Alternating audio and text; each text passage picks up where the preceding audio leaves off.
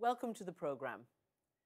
Glad to be with you. So we're seeing, even as we speak, that these Syrian and other refugees seeking asylum, running from Syria for their lives, landing in Lesbos again, many over the last few days, weeks, and certainly the last year have drowned on the Mediterranean. What is this winter going to bring?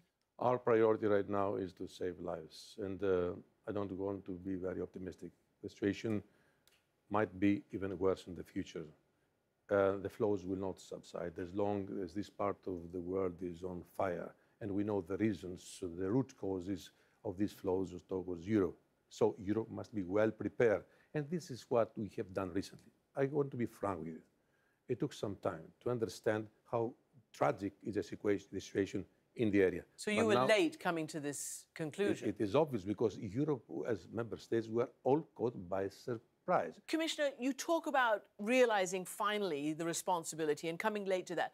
But why is it then that we're seeing the EU, which has promised amongst each other to relocate 160,000 refugees, and to date they've only relocated 147? 47 people, yes. I mean, really, I'm staggered just to look at it. It is true to say that we have a long way to run, but we started.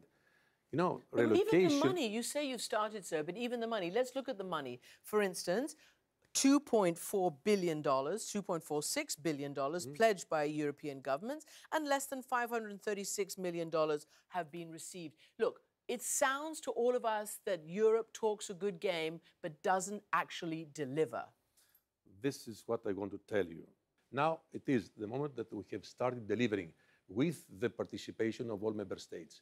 It took some time, yes, but on the other hand, it's not only about money. It's about human beings, and we have to defend and protect their dignity and their lives. And this is what we are doing right now. So let me Europe is mobilized.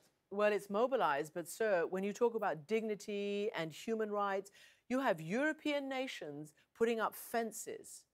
And not only Hungary and other outliers on the far east of this continent, but now you've got even Sweden, which has been very generous, having to maybe put up barriers for a period of time. You've got Germany, the most generous of all, who's having to maybe rethink the speed with which it brings refugees in.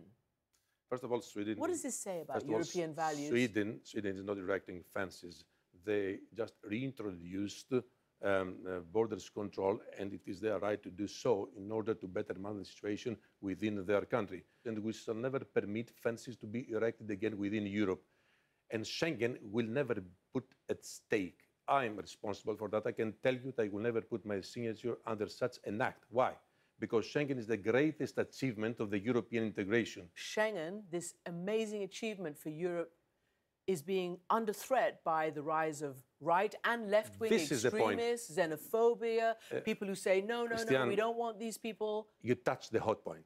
What is of great concern right now is the rising of xenophobia, nationalism and populism in Europe. Why is it that governments are unable to stand up and tell their people that actually refugees and indeed migrants will be better for their economy, and actually this continent needs them? We're seeing those facts and figures, but governments are all, playing to the crowd. Yes, this is what we do right now, and this is our narrative towards national governments, because very soon Europe will be in need of migrants. You know, Christian, what is happening? Europe, as we said in the beginning, is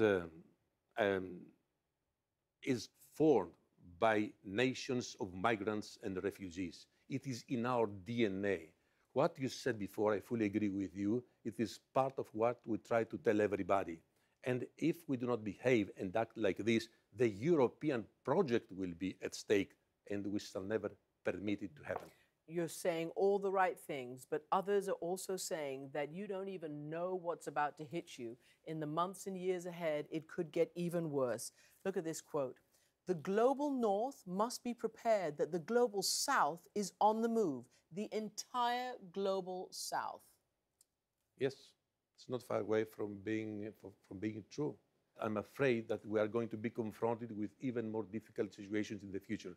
Let me tell you one thing. I think this era will be defined by the historians of the future as the era of human mobility.